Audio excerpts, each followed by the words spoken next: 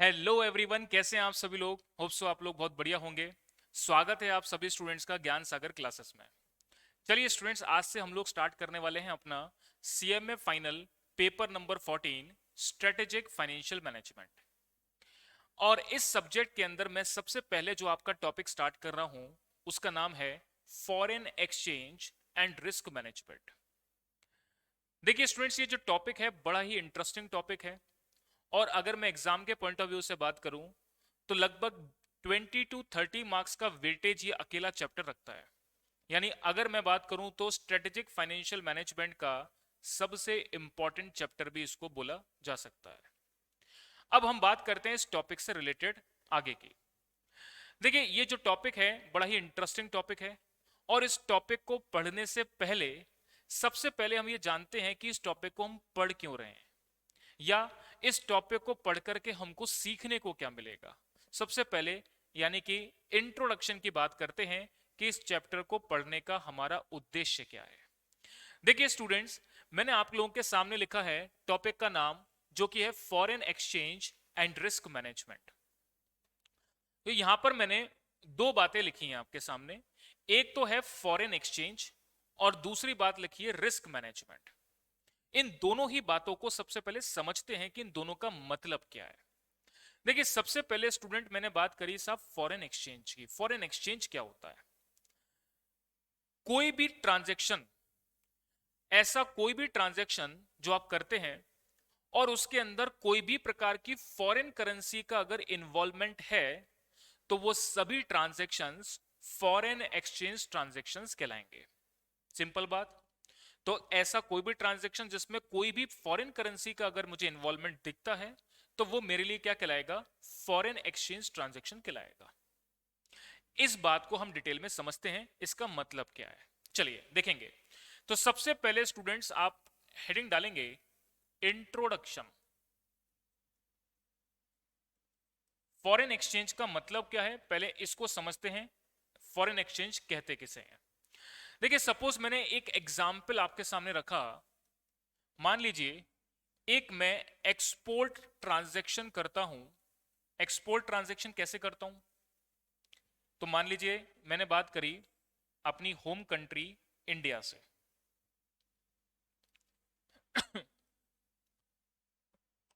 हम कौन से देश में रहते हैं? भारत देश में रहते हैं, इंडिया में रहते हैं।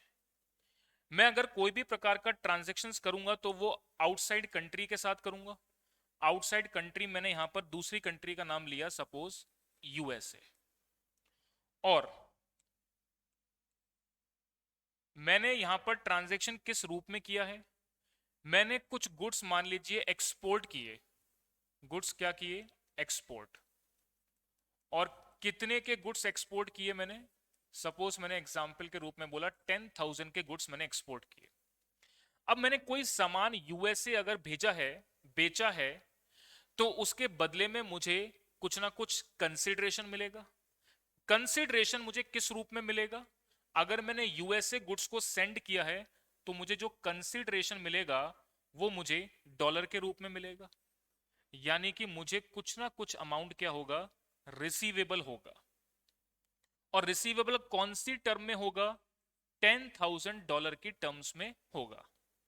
अब ये जब $10,000 जब मेरे पास आएंगे तो अब मैं $10,000 को तो इंडिया में यूज नहीं कर सकता। तो मैं क्या करूंगा? इस डॉलर को एक्सचेंज करवा करके रुपया कन्वर्ट करके लाऊंगा और उस रुपए को इंडिया में यूज करूंगा। तो देन मैं क्या करूंगा? इस रुपए को मैं क्या करूंगा? कन्वर्ट करूंगा। कन्वर्ट किस में करूंगा मैं? कन्वर्ट करूंगा मैं इंडियन रुपी में, इसको कन्वर्ट करूंगा। तो अब देखिएगा, यहां पर मैंने एक पर्टिकुलर ट्रांजैक्शन आपके सामने एक्सपोर्ट ट्रांजैक्शंस रखा, जिसमें एक कंट्री के द्वारा दूसरी कंट्री को कुछ गुड्स एक्सपोर्ट किए गए हैं। एक्सपोर्ट करने के बदले में आपको जो कंसिडरेशन मिल रहा है वो फॉरेन करेंसी के अंदर मिल रहा है। और अब आप इस फॉरेन करेंसी को कन्वर्ट करवाएंगे किसमें? इंडियन रुपी में। तो इस ट्रांजैक्शन के अंदर हमारे पास डॉलर एक फॉरेन करेंसी इन्वॉल्व थी। और इस ट्रांजैक्शन को मैं क्या नाम दूंगा? फॉरेन एक्सचेंज ट्रांजैक्शंस कहूंगा। मेरी बात आपको समझ में आई होगी। इसी प्रकार से अपन एक ट्रांजैक्शन और लेते हैं। सपोज मैंने यहां पर सबसे पहले एक्सपोर्ट की बात करी है, अब हम बात करते हैं एक इंपोर्ट ट्रांजैक्शन की। इंपोर्ट ट्रांजैक्शन से क्या मतलब है, इस बात को देखते हैं। देखिएगा, सिमिलर एग्जाम्पल के अंदर अगर मैं बात करूं, सिमिलर ट्रांजैक्शंस में अगर मैं बात करूं, देखेंगे इंपोर्ट ट्रांजैक्शन के लिए मैं किस कंट्री में रहता हूं, इंडिया में, और मैं इंपोर्ट कर रहा हूं एक फॉरेन कंट्री जिसका नाम मैंने यहां पे लिखा यूएसए, और इस यूएसए से आप कुछ गुड्स क्या करते हैं, इंपोर्ट करते हैं। इंपोर्ट करते हैं मतलब परचेस करते हैं। तो मैंने लिखा गुड्स इंपोर्ट किए गए हैं मेरे द्वारा, कितने के, $10,000 के। अब अगर मैं फॉरेन कंट्री से कोई भी गुड्स को इंपोर्ट खरीद करके लाऊंगा तो मुझे उसको कुछ ना कुछ पेमेंट करना पड़ेगा, और पेमेंट किस टर्म में करना पड़ेगा, तो अगर मैंने यूएसए से डॉलर में गुड्स को इंपोर्ट किया है तो मुझे पेमेंट भी डॉलर में करना पड़ेगा। पर अब मेरे पास प्रॉब्लम क्या है, प्रॉब्लम यह है कि मेरे पास डॉलर नहीं है, मेरे पास क्या है, इंडियन रुपी। तो अब मैं अपनी इंडियन रुपी को बैंक के पास लेकर के जाऊंगा और उससे कहूंगा कि साहब आप मुझे डॉलर दे दें, ताकि मैं जिस पार्टी से मैंने यूएसए पार्टी से इंपोर्ट किया है उसको मैं अपना पेमेंट कर सकूं। तो मुझे अब पेमेंट करने के लिए डॉलर की आवश्यकता है, तो मैं यहां पर कन्वर्ट कराऊंगा किसको, इंडियन रुपी को, इंडियन रुपी को मैं कन्वर्ट कराऊंगा किसमें, डॉलर में। डॉलर जो कि यूएसए के अंदर करेंसी चलती है पेमेंट करने के लिए। तो जैसे ही मैं डॉलर में कन्वर्ट कराऊंगा तो अब मैं इस ट्रांजैक्शन को कंप्लीट करूंगा, और अब की बार रिसीवेबल ना होकर के पेमेंट किया जाएगा किसमें, डॉलर की टर्म्स में पेमेंट किया जाएगा। तो मेरी बात आपको समझ में आनी चाहिए कि फॉरेन एक्सचेंज का मतलब क्या है। तो फॉरेन एक्सचेंज का मतलब बड़ा सिंपल शब्दों में क्या समझा हमने, कि ऐसा कोई भी ट्रांजैक्शन जिसके अंदर फॉरेन करेंसी का इन्वॉल्वमेंट है, वो सभी प्रकार के ट्रांजैक्शन फॉरेन एक्सचेंज ट्रांजैक्शंस कहलाते हैं।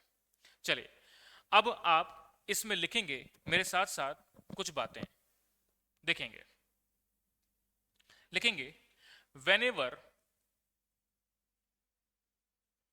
whenever any transaction, whenever any person involved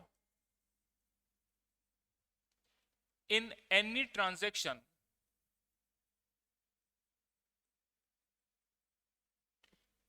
in which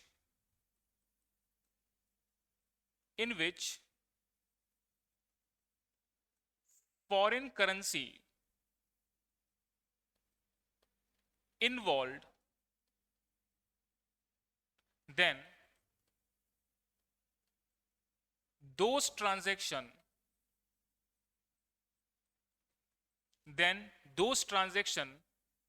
will be called as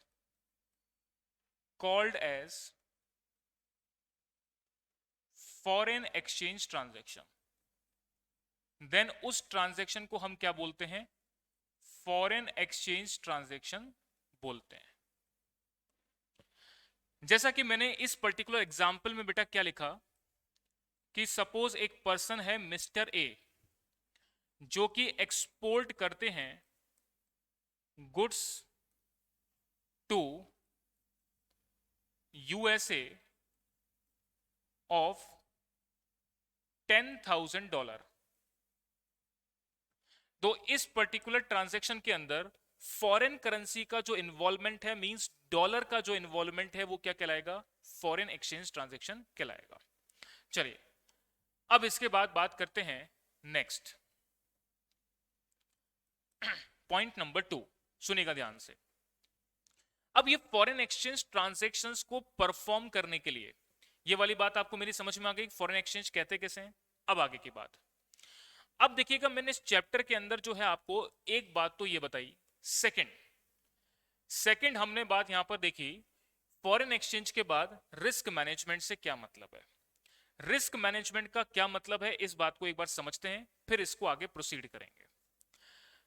देखिए, रिस्क मैनेजमेंट का मतलब क्या है, इसको आप ओरली बात को समझना। देखिए, मान लीजिए मैंने कोई भी ट्रांजैक्शन एक्सपोर्ट या इंपोर्ट के रूप में फॉरेन करेंसी में किसी फॉरेनर से किया या किसी फॉरेन कंपनी से किया। सपोज मैंने एक एग्जांपल में बोला कि मैंने कुछ गुड्स एक्सपोर्ट किए, एक्सपोर्ट करने में मेरे को जो डॉलर होगा वो रिसीवेबल होगा, लेकिन वो डॉलर मुझे आज रिसीव ना होकर के, मैंने बोला आज से 3 महीने के बाद या 4 महीने के बाद का रिसीवेबल है। अब ऐसे केस में रिस्क किस तरीके का इन्वॉल्व हो सकता है, जिसको हमको मैनेज करना सीखना है, उस बात को मेरी समझना।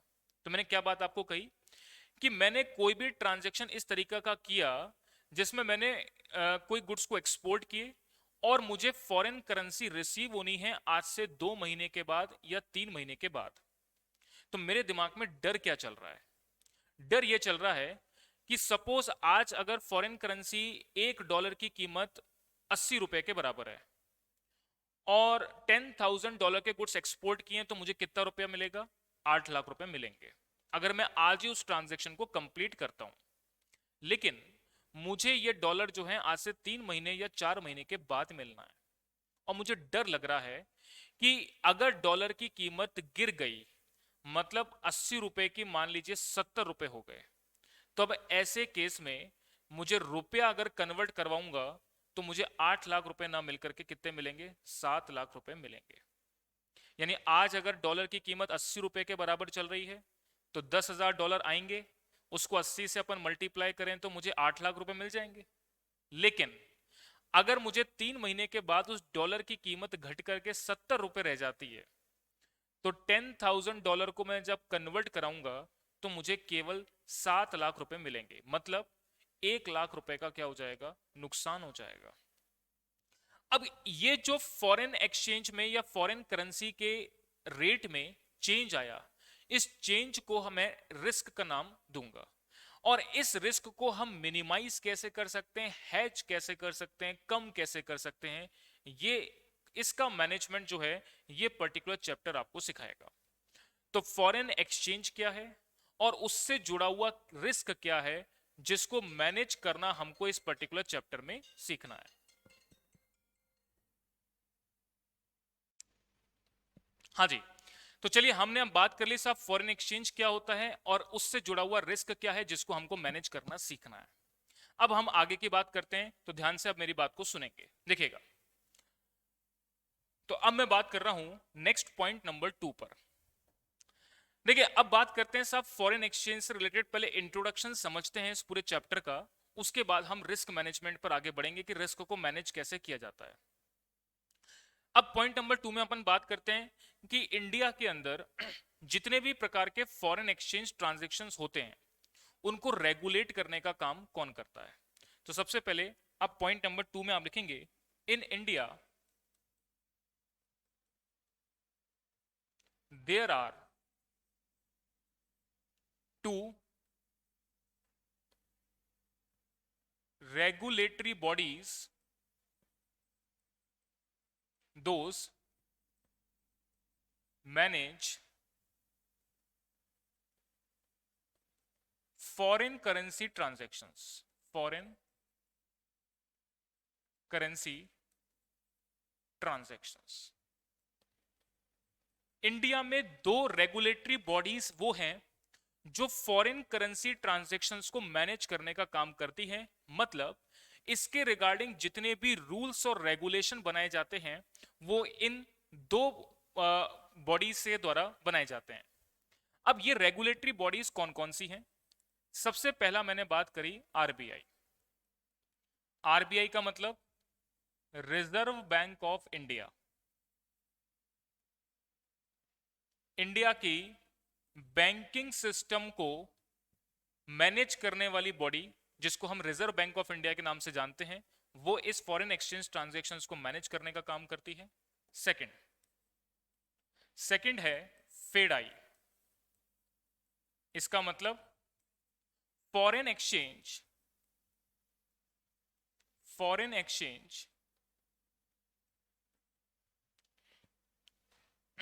Foreign Exchange dealers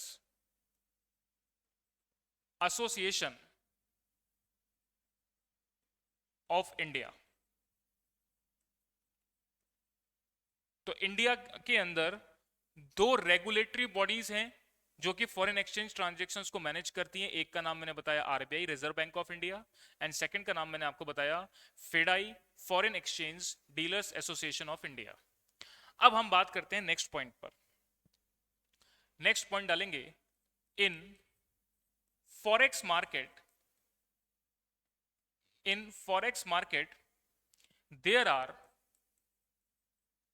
are three tiers situation.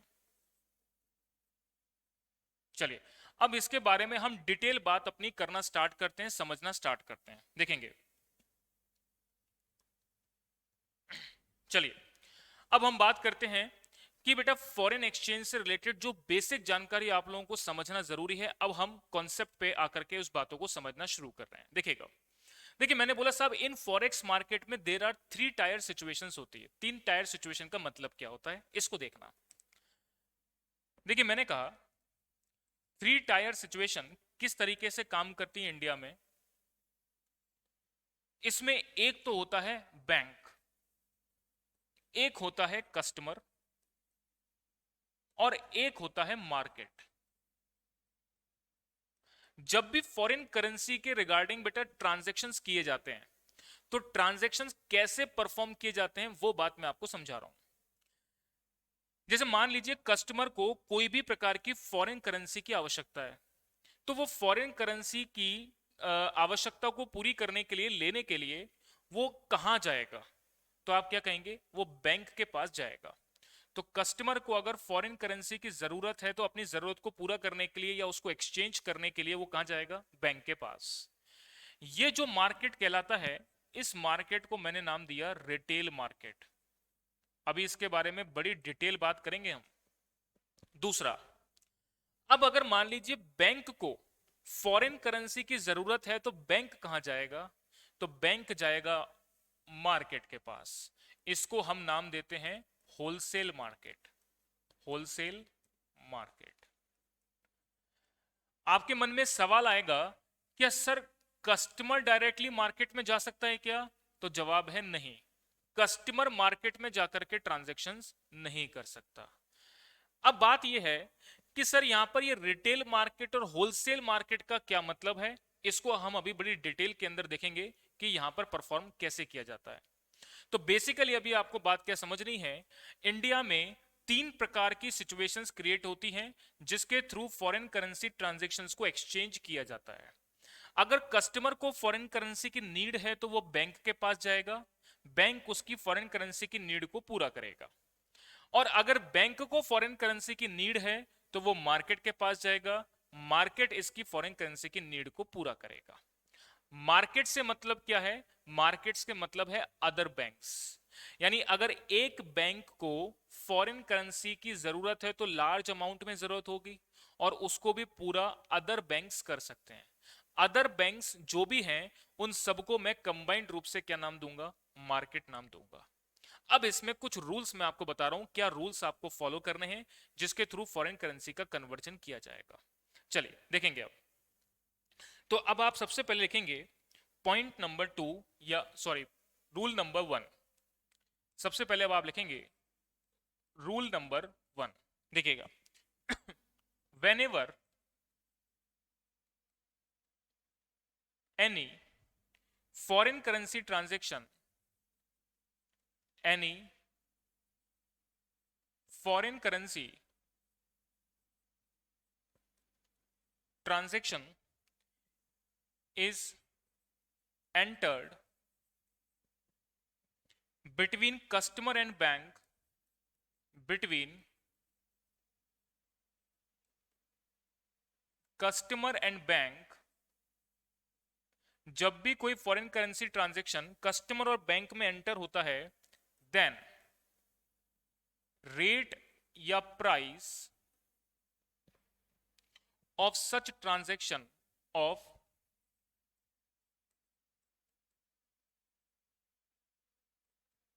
such transaction will be decided will be decided by bank. जब भी मैंने क्या बोला, कोई भी ट्रांजैक्शंस बैंक और कस्टमर के बीच में होता है तो उस केस में फॉरेन करेंसी की रेट को डिसाइड करने का काम कौन करता है? बैंक करता है। तो आप बड़े सिंपल शब्दों में समझो कि कस्टमर और बैंक में कोई ट्रांजैक्शन हो रहा है तो बड़ा आदमी कौन है? बैंक है। तो रेट भी कौन डिसाइड करेगा? बैंक डिसाइड करेगा। Similarly rule number 2,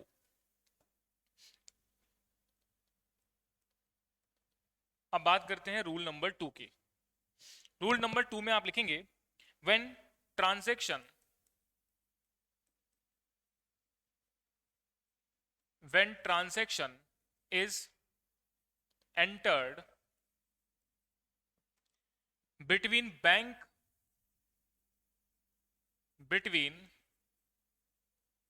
bank and market, the rate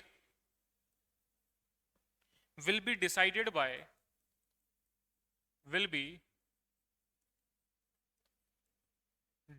by market. तो ऐसे केस में जो रेट को डिसीजन लेने वाला व्यक्ति है या रेट को डिसाइड करने वाला व्यक्ति है वो कौन होगा? मार्केट होगा। बड़े सिंपल शब्दों में, जब भी कोई transaction foreign currency transaction bank और मार्केट के बीच में होगा तो बड़ा आदमी कौन? मार्केट। तो रेट भी कौन डिसाइड करेगा? मार्केट डिसाइड करेगा कि कौन सी एक्सचेंज रेट पर वो ट्रांजैक्शन परफॉर्म किया जाएगा। चलिए अब आगे की बात करते हैं। देखिएगा नेक्स्ट, अब आप लिखेंगे एक कंसेप्ट रूल जो आपको ध्यान रखना है।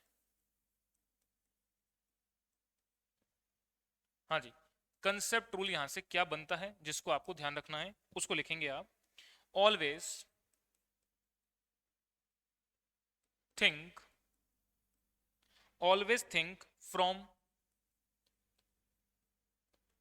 व्यू पॉइंट ऑफ बैंक और मार्केट। किसी के पॉइंट ऑफ व्यू से भी सोच सकते हैं, as the case may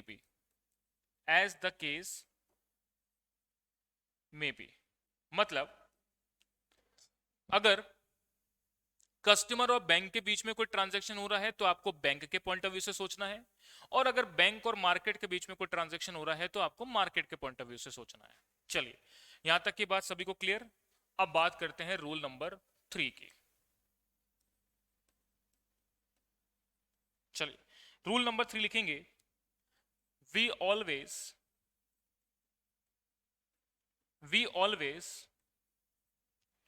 talk in respect of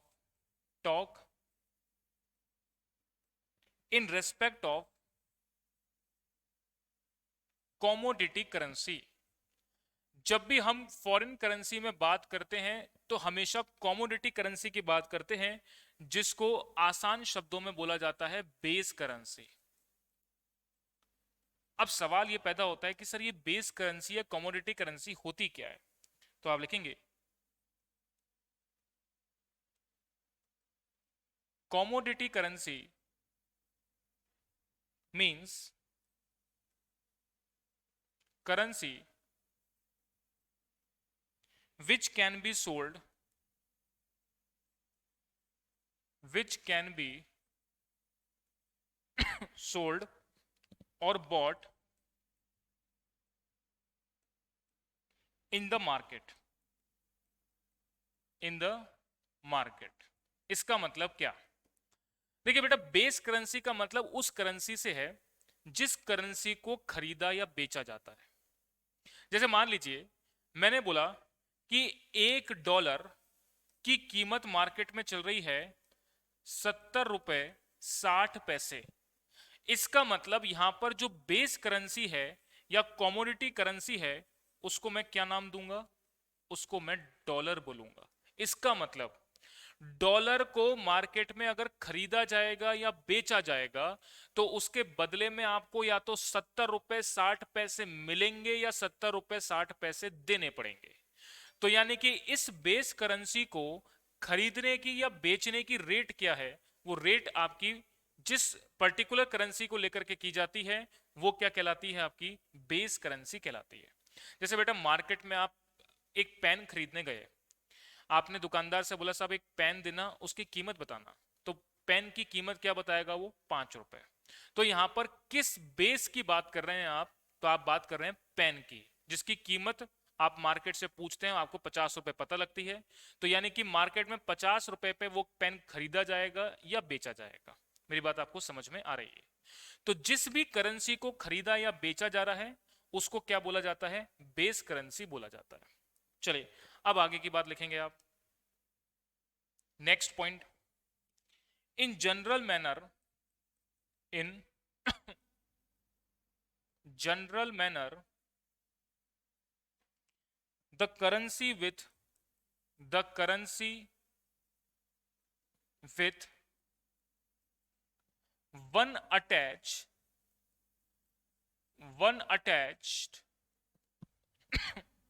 is known as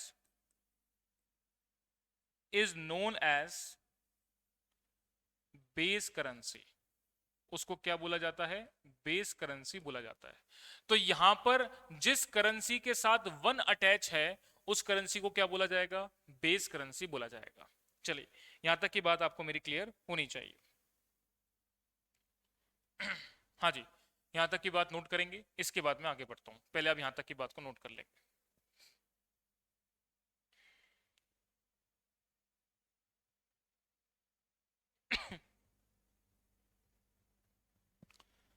चलिए यहां तक की बात आप नोट कर ली। अब बात करते हैं पॉइंट नंबर 2 पर। तो सबसे पहला पॉइंट इंट्रोडक्शन की मैंने बात कर ली, अब मैं आ रहा हूं पॉइंट नंबर 2 पर। देखेंगे तो अब आते हैं हम लोग टॉपिक नंबर 2 पर। टॉपिक नंबर 1 इंट्रोडक्शन की बात कर ली, अब टॉपिक नंबर 2 की बात करते हैं। चलिए इसमें लिखेंगे टाइप ऑफ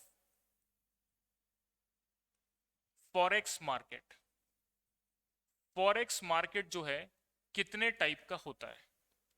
तो बेटा मैंने जस्ट अभी आपको बताया, एक तो होता है रिटेल मार्केट और एक होता है होलसेल मार्केट। अब ये मार्केट होते क्या हैं इसके बारे में अपन समझते हैं। देखिएगा तो मैंने आपको बताया मार्केट के अंदर 3 टायर सिचुएशन काम करती है। इसका मतलब एक तो हो गया बैंक, एक हो गया कस्टमर और एक हो गए आपके मार्केट।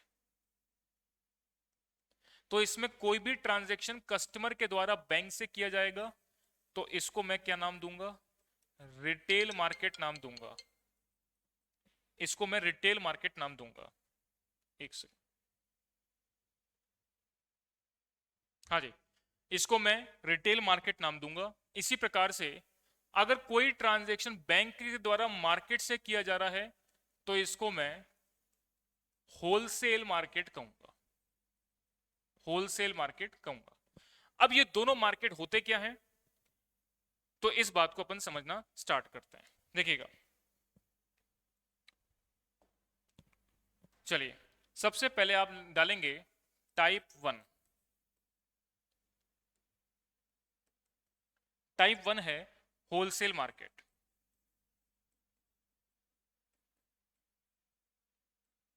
टाइप 1 है होलसेल मार्केट। चलिए इसमें लिखेंगे सबसे पहला point, in this market bank, in this market bank can deal with market. Bank जो है वो डायरेक्टली मार्केट से डील करेगा कोई भी फॉरेन एक्सचेंज ट्रांजैक्शंस को कन्वर्ट करने के लिए। दिस मार्केट इज ऑल्सो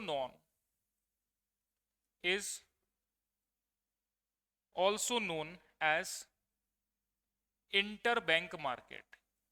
इसको एक नाम से और जाना जाता है जिसको मैंने क्या बोला? Interbank market. इसका मतलब क्या? देखो बेटा बैंक को जब भी फॉरेन करेंसी की जरूरत है तो वो किसी सिमिलर बैंक के पास जाएगा। यानी अगर पंजाब नेशनल बैंक को फॉरेन करेंसी की जरूरत है तो आईसीआईसीआई बैंक के पास जाएगा, एसबीआई बैंक के पास जाएगा, कैनरा बैंक के पास जाएगा। तो बैंक को अगर कोई भी फॉरेन करेंसी की नीड है तो मार्केट में जाएगा, सिमिलर टाइप ऑफ बैंक में जाएगा जहां से वो अपनी करेंसी को मंगवा सकता है, ले सकता है और दे सकता है। अच्छा, इसके बाद बात करते हैं पॉइंट नंबर 3 पर। The rate applicable, the rate applicable in this market, in this market is known as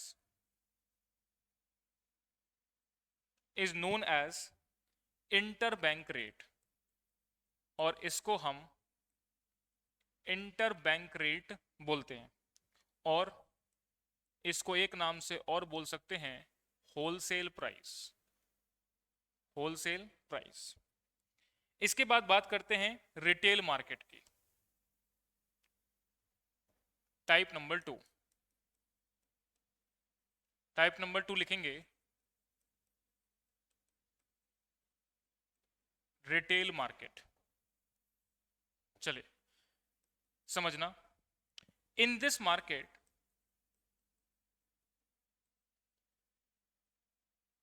in this market customer can deal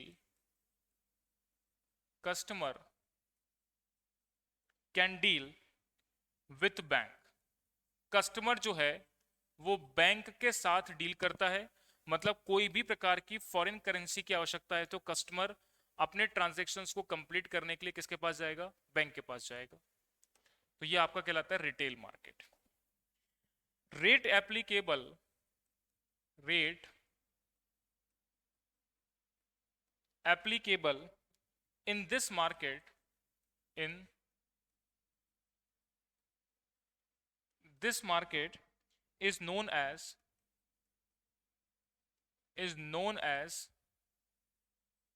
merchant rate, और इसको हम क्या बोलते हैं?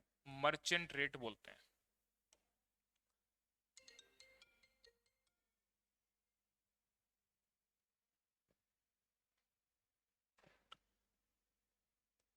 आगे लिखेंगे customer can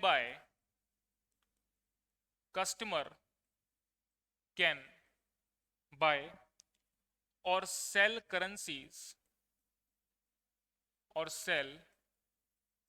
currencies only at merchant rate, only at merchant rate.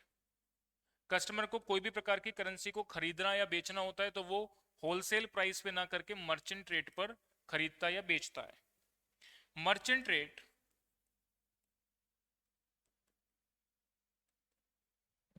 Can be derived with the help of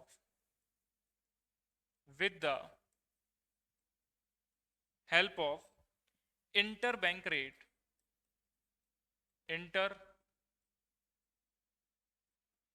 rate, and exchange margin।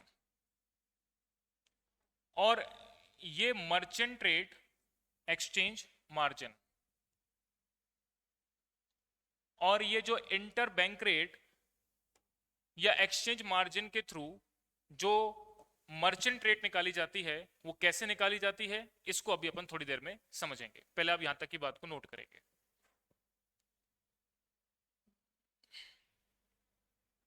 चलिए अब देखिए मैंने यहां तक की क्या बात करी, इसको बड़े ध्यान से समझना।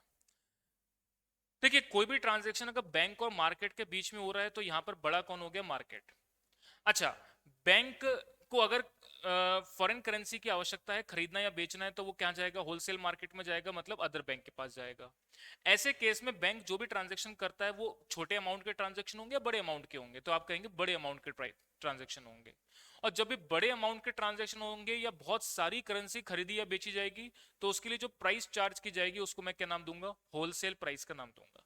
तो देखिए यहां पर मैंने क्या बात बोली कि होलसेल मार्केट में दो रेट एप्लीकेबल होती है, उसको हम इंटर बैंक रेट बोलते हैं, और इसको मैंने क्या नाम दिया? होलसेल प्राइस दिया। क्योंकि इस मार्केट के अंदर जो ट्रांजैक्शन होते हैं वो लार्ज वॉल्यूम के अंदर होते हैं, बड़े वॉल्यूम के अंदर ट्रांजैक्शन किए जाते हैं। और रिटेल मार्केट की अगर मैं बात करता हूं तो यहाँ पर जो ट्रांजेक्शन होते हैं वो बहुत छोटे अमाउंट के ट्रांजेक्शन होते हैं। इसका मतलब क्या कि कस्टमर को अगर बैंक से कोई भी प्रकार का डॉलर खरीदना या बेचना है तो वो बहुत बड़े अमाउंट का नहीं होगा, बहुत छोटे अमाउंट का होगा। छोटे अमाउंट इन द सेंस कि वहां पर एक सिंगल कस्टमर बैंक के साथ डील कर रहा है, जबकि बैंक एक बहुत बड़ी संस्था हो गई जो कि मार्केट से डील कर रही है। चलिए इतनी बात को आप नोट कर लेंगे।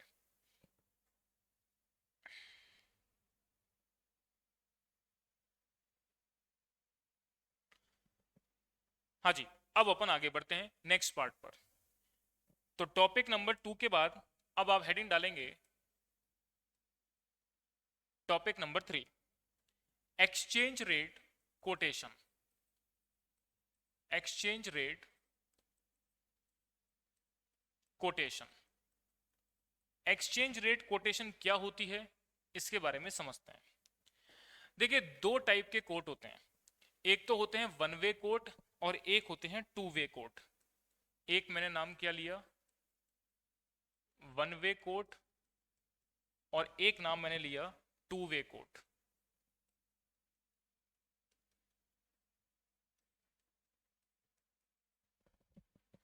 चलिए, एक मैंने बात करी वन वे कोट की, एक बात करी मैंने टू वे कोट की। चलिए लिखते हैं क्या बात मैंने बोली है।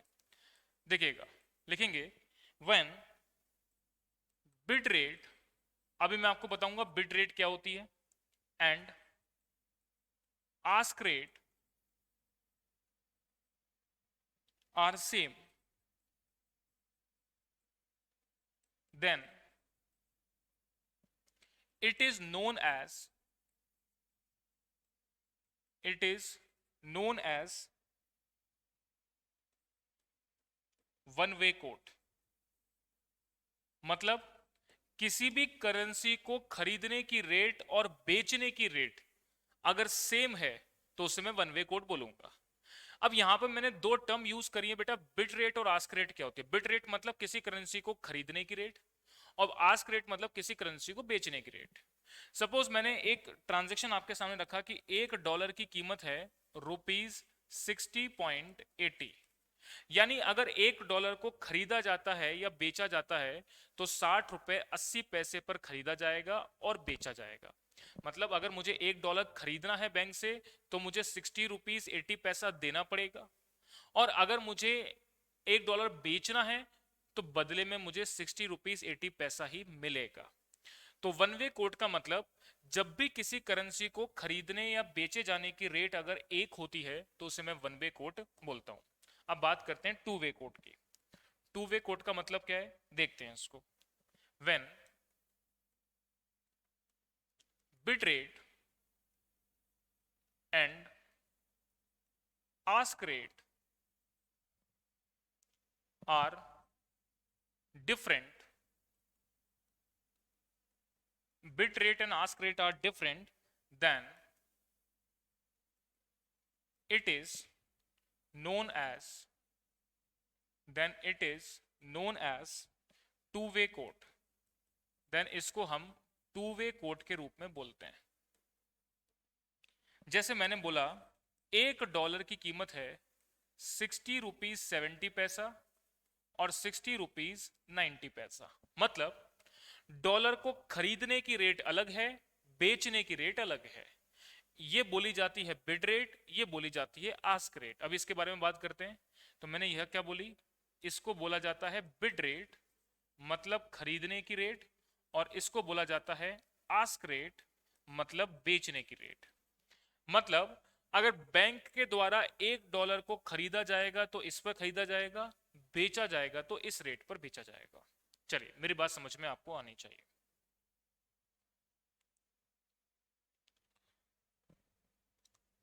अब बात करते हैं नेक्स्ट टॉपिक पर। यहां तक की बात नोट हो गई। अब बात करते हैं नेक्स्ट टॉपिक नंबर 4 पर। टॉपिक नंबर लिखेंगे आप 4, एक्सचेंज रेट इंटरप्रिटेशन। क्या है एक्सचेंज रेट इंटरप्रिटेशन को समझते हैं कि एक्सचेंज रेट से क्या इंटरप्रिटेशन आप अपने दिमाग में बनाते हैं। देखिएगा, देखिए जैसे मान लीजिए मैंने $1 की कीमत लिखी ₹60.70 एंड 60 रुपीज 90 पैसा।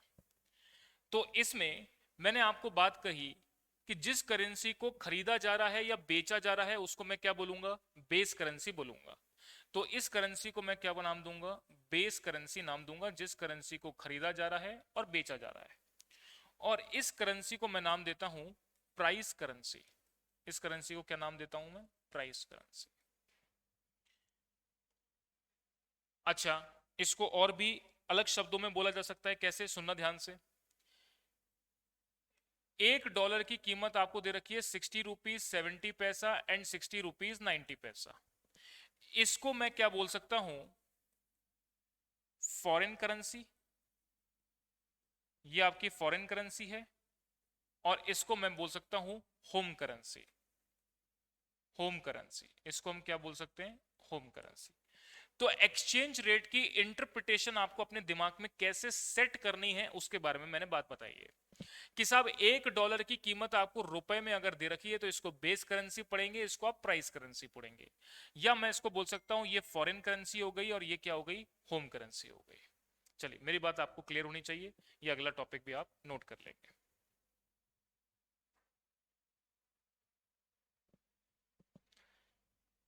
चलिए नेक्स्ट, अब आगे बढ़ते हैं। अब अगले टॉपिक में मैं बात करता हूं कि बिड रेट और आस्क रेट का मतलब, सर आपने जो बताया इसको थोड़ा और एक्सप्लेन करें, तो इसको मैं और एक्सप्लेन करता हूं अपने नेक्स्ट टॉपिक में। तो अब आप डालेंगे हेडिंग टॉपिक नंबर 5। चलिए समझते हैं concept of bid rate. Bid rate क्या होती है एंड आस्क रेट क्या होती है।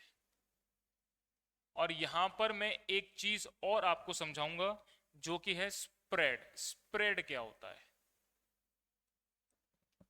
3 टर्म्स हम यहां पर समझेंगे। देखिएगा, सबसे पहला पॉइंट लिखेंगे आप, bid rate is the rate at which bank buy base currency. जिस पर बैंक बेस करेंसी को खरीदता है वो आपकी बिड रेट कहलाती है। इसी प्रकार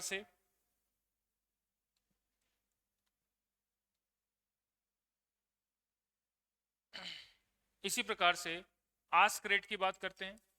ask rate is the rate at which bank sell base currency. Bank base currency को जिस रेट पर सेल करता है उसको मैं क्या नाम देता हूं, आस्क रेट। आगे लिखेंगे, ask rate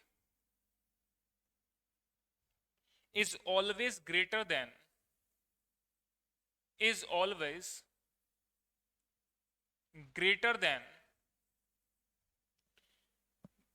bid rate. Ask rate हमेशा क्या होती है, बिड रेट से ज्यादा होती है। आगे लिखेंगे, द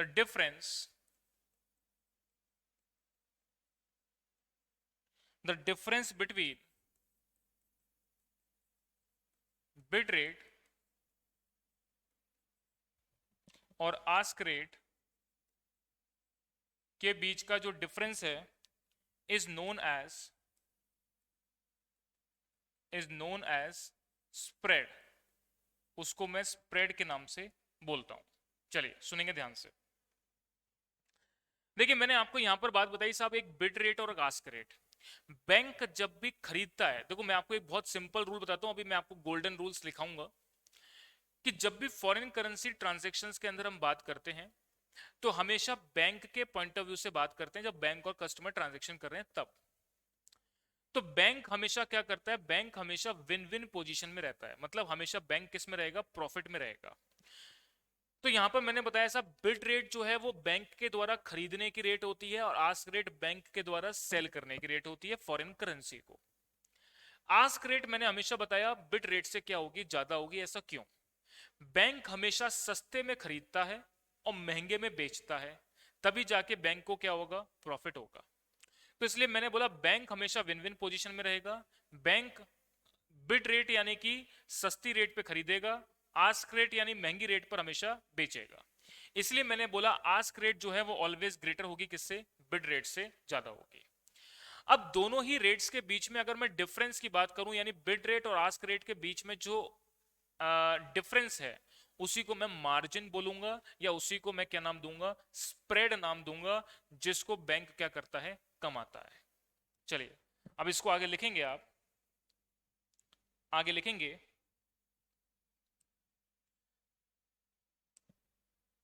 कि अगर मुझे स्प्रेड निकालना है तो स्प्रेड कैसे निकालूंगा मैं, आस्क रेट में से मैं लेस कर दूंगा क्या, बिड रेट, तो ये आपका स्प्रेड आ जाएगा। और अगर मुझे स्प्रेड को परसेंटेज टर्म में निकालना है तो परसेंटेज टर्म में आप कैसे निकालेंगे, तो मैंने बोला ask rate minus bid rate divided by bid rate multiply 100, तो ये आपका परसेंटेज स्प्रेड निकल करके आ गया। आगे लिखेंगे sometimes ask rate is given in incomplete fashion,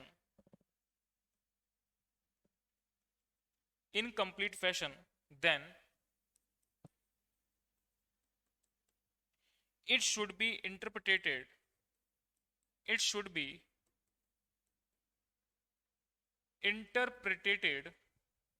as follows। तो जब आस्क रेट आपको इनकम्प्लीट फैशन में दे रखी हो तो आपको इसको कैसे इंटरप्रेट करना है, इस बात को अपन समझते हैं। देखिएगा मेरे कहने का मतलब क्या है, इस बात को समझना कुछ एग्जाम्पल से। जैसे मैंने बोला साहब $1 की कीमत आपको दे रखी है 50 रुपीज 60 पैसा ऑब्लिक 75। क्या बात बोल रहा हूं, बड़े ध्यान से सुनना। बिट रेट और आस्क रेट कभी कभार इनकम्प्लीट फैशन में क्वेश्चन में गिवन होगी, तो आपको उसको कैसे चेंज करना है, कैसे समझना है, इस बात को मैं बता रहा हूं। तो यहां पर $1 की कीमत 50 रुपए 60 पैसे खरीदने की है, ये तो समझ में आ रही है, लेकिन बेचने की रेट पे केवल 75 लिखा है। तो इसको मैं कैसे लिखूंगा या कैसे समझूंगा, इस बात को देखना। तो मैं लिखूंगा बिड रेट हो गई 50.60 और आस्क रेट हो गई 50 रुपीज 75 पैसा। कभी भी बिड रेट आस्क रेट में बहुत एक्स्ट्रा ऑर्डिनरी डिफरेंस देखने को नहीं मिलेगा। कई बच्चे इसको कैसे पढ़ेंगे, 50 रुपीज 60 पैसा और आस्क रेट हो गई सर 75 रुपीज, ऐसा नहीं पढ़ना है। मतलब बिड रेट आस्क रेट में बहुत एक्स्ट्रा ऑर्डिनरी डिफरेंस आपको देखने को नहीं मिलेगा। तो यहां पर बिड रेट पढ़ेंगे 50 रुपीज 60 पैसा और आस्क रेट पढ़ेंगे 50 रुपीज 70 पैसा। सिमिलरली एक एग्जाम्पल और लेते हैं। सपोज मैंने लिया $1 बराबर दे रखा है 50.6235 ऑब्लिक 60। अब आप इसको कैसे पढ़ेंगे, तो देखिएगा इसको मैं लिखूंगा कि $1 बराबर है 50 रुपीज 6235 पैसा ऑब्लिक 50 रुपीज 6260 पैसा। इसका मतलब क्या बोली बात मैंने कि बिड रेट आस्क रेट के अंदर अगर स्प्रेड या मार्जिन का कोई भी डिफरेंस होगा तो बहुत नॉमिनल डिफरेंस होगा, कोई एक्स्ट्रा ऑर्डिनरी डिफरेंस देखने को नहीं मिलेगा। तो ये फैशन कैसे है लिखने का और उसको हम कैसे इंटरप्रेटेट करते हैं, ये बात आपको मेरी समझ में आनी चाहिए। चलिए एक एग्जांपल और लेते हैं। सपोज मैंने बोला 1 पाउंड की कीमत आपको दे रखी है 70.6320 ऑब्लिक 18। अब आप इसको कैसे पढ़ेंगे, तो इसको आप बड़े ध्यान से देखिएगा। अब आप बोलेंगे कि सर बिड रेट में तो 20 आ रहा है, आस्क रेट में 18 हो गया, लेकिन आपने कहा था सर आस्क रेट तो हमेशा बिड रेट से ज्यादा होती है। तो ऐसे केस में आप इसको कैसे कोट करेंगे, उसकी कोटेशन को समझना। तो मैंने बोला 1 पाउंड बराबर हो गया 70.6320, ये बिड रेट तो समझ में आ गई सर। आस्क रेट को मैं कैसे लिखूंगा? तो बेटा मैं आस्क रेट को लिख रहा हूं 70.6418, यानी कि ये जो 18 है ये लिखा तो जाएगा, लेकिन ये कम नहीं हो सकता। कम नहीं हो सकता तो इसके नंबर को और आगे बढ़ा लो, 3 को और आगे बढ़ाऊंगा तो मैं कितना लिख सकता हूं? 4। यानी कि आस्क रेट क्या बन गई? 70 रुपीज 6418 बन गई। ये बात आपको मेरी समझ में आनी चाहिए। तो यानी कि यहां पर जो बिट रेट और आस्क रेट की कोटेशन बैंक के द्वारा गिवन होती है, तो कभी कभार वो इनकम्प्लीट फैशन में गिवन होती है। तो किस तरीके से उसको इंटरप्रिटेट करना है, समझना है और कोट करना है और लिखना है, वो बात आपको मेरी समझ में आनी चाहिए। यहां तक की बात को नोट कर लेंगे।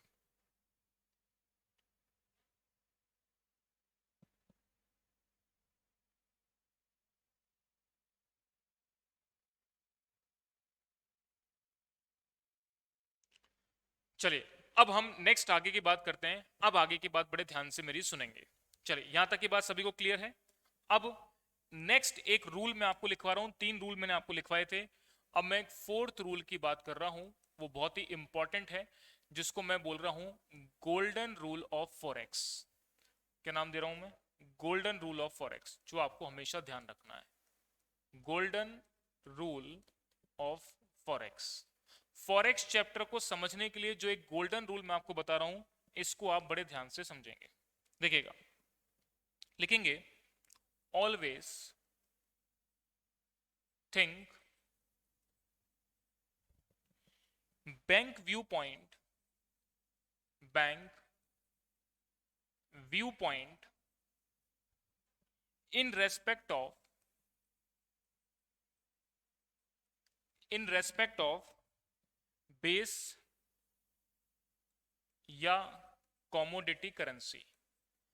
जब भी हम बात करेंगे, हमेशा बैंक के पॉइंट ऑफ व्यू से समझ करके बेस करेंसी के रेस्पेक्ट में हम उस कोटेशन को पढ़ेंगे। कैसे, इस बात को समझते हैं। देखिएगा, तो इसका जो मैं रूल आपको बता रहा हूं, वो रूल क्या है, इस बात को देखना। Bank will always, bank will always be in win win position. हमेशा बैंक जो है विन विन पोजीशन में रहता है, मतलब कभी भी नुकसान में नहीं रह सकता। Hence bank will always, bank will always bye foreign currency, मतलब बैंक हमेशा फॉरेन करेंसी को खरीदेगा एट लोअर रेट पर एंड सेल करेगा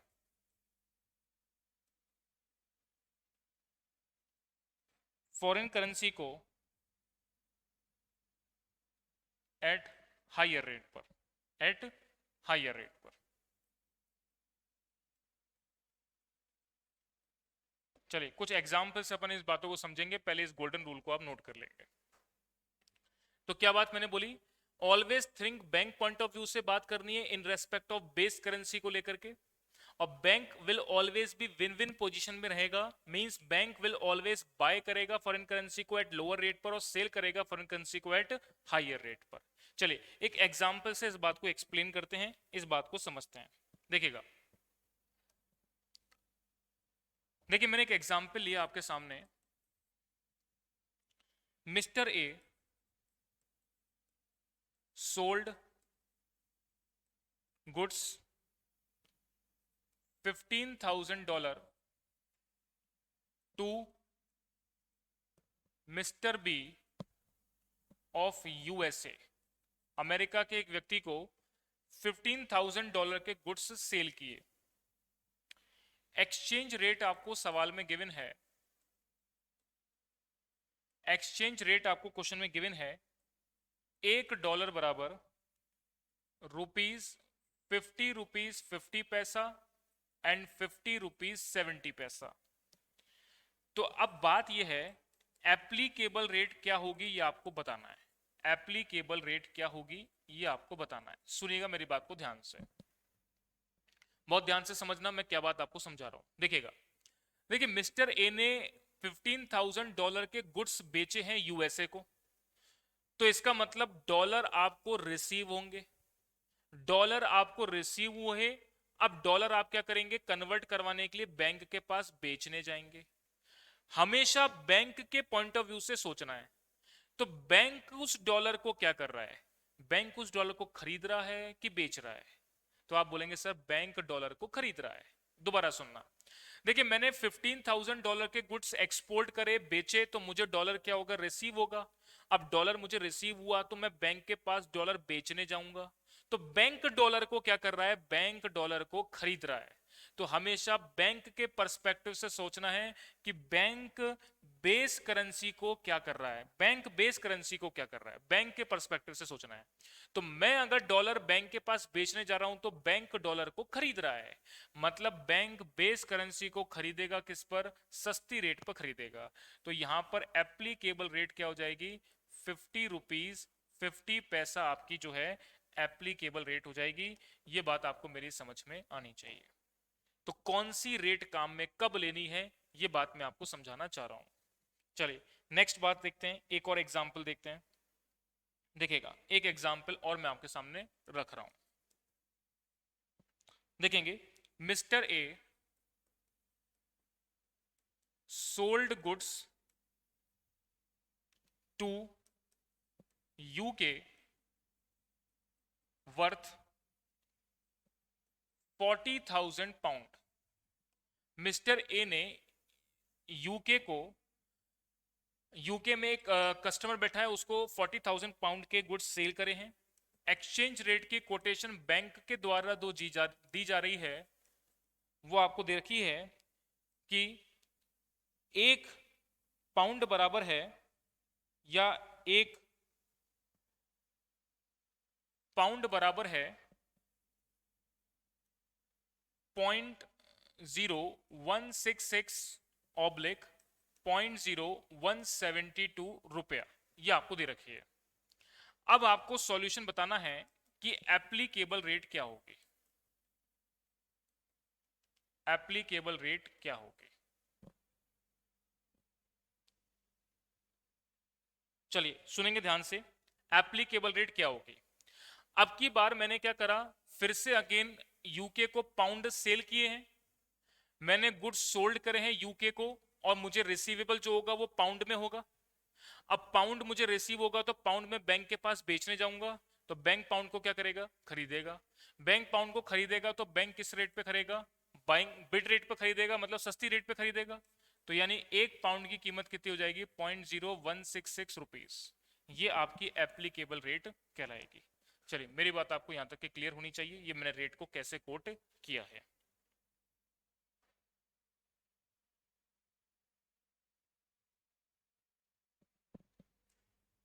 एक इंपोर्ट ट्रांजैक्शन ले लेते हैं कोई भी, देखिएगा एक इंपोर्ट ट्रांजैक्शन ले लेता हूं मैं। Example, mister A import raw material worth $40,000। $40,000 का जो रॉ मटेरियल है वो इंपोर्ट किया है, और $1 की कीमत आपको दे रखी है ₹50.60/50.70। तो आपको सॉल्यूशन में बताना है कि एप्लीकेबल रेट क्या होगी। तो मैंने आपको क्या बात बोली, हमेशा बैंक के पर्सपेक्टिव से सोचना है कि बैंक बेस करेंसी को क्या कर रहा है, हमेशा बैंक के पर्सपेक्टिव से देखना है कि वो बेस करेंसी को क्या कर रहा है। तो देखिएगा यहां पर बेस करेंसी आपके सामने क्या है, डॉलर है। तो आपने 40,000 के डॉलर गुड्स इंपोर्ट किए हैं, इंपोर्ट किए हैं मतलब अब आपको पे करना है। अगर आपको डॉलर को पे करना है तो बैंक के पास आप डॉलर क्या करने जाओगे, खरीदने जाओगे। तो बैंक आपको क्या करेगा, बैंक डॉलर को बेचेगा। तो बैंक बेस करेंसी को क्या कर रहा है, बेच रहा है। बेच रहा है तो हमेशा महंगे पर बेचेगा, और महंगे पर बेचेगा तो कौन सी रेट एप्लीकेबल हो जाएगी, $1 की कीमत हो जाएगी ₹50.70 आपको एप्लीकेबल हो जाएगी। और ये मैंने कौन सी रेट पकड़ी है, यहाँ पर मैंने आस्क रेट पकड़ी है। ये बात आपको मेरी समझ में आनी चाहिए। तो एक्सचेंज रेट कोटेशन में मेरा गोल्डन रूल जो आपको समझ में आना चाहिए वो क्या मैंने बताया कि जब भी कोई ट्रांजैक्शंस के अंदर फॉरेन करेंसी का कन्वर्जन किया जाएगा तो हमेशा बैंक के पर्सपेक्टिव से सोचा जाएगा, बैंक के पर्सपेक्टिव से बात की जाएगी कि बैंक बेस करेंसी को क्या कर रहा है। बैंक अगर बेस करेंसी को खरीद रहा है तो बिड रेट एप्लीकेबल होगी, और बैंक अगर बेस करेंसी को बेच रहा है तो आस्क रेट एप्लीकेबल होगी। यहां तक की बात आप सभी स्टूडेंट को मेरी बात क्लियर होनी चाहिए, बात समझ में आनी चाहिए। और ये प्रोसेस जो है मैं जरूर से आपको नेक्स्ट क्लास के अंदर नोट कराऊंगा। तो एक बार हम आज की क्लास में इतना रखते हैं, अब मिलेंगे हम नेक्स्ट क्लास में इसके आगे की बात को लेकर के। चलिए, तब तक के लिए धन्यवाद।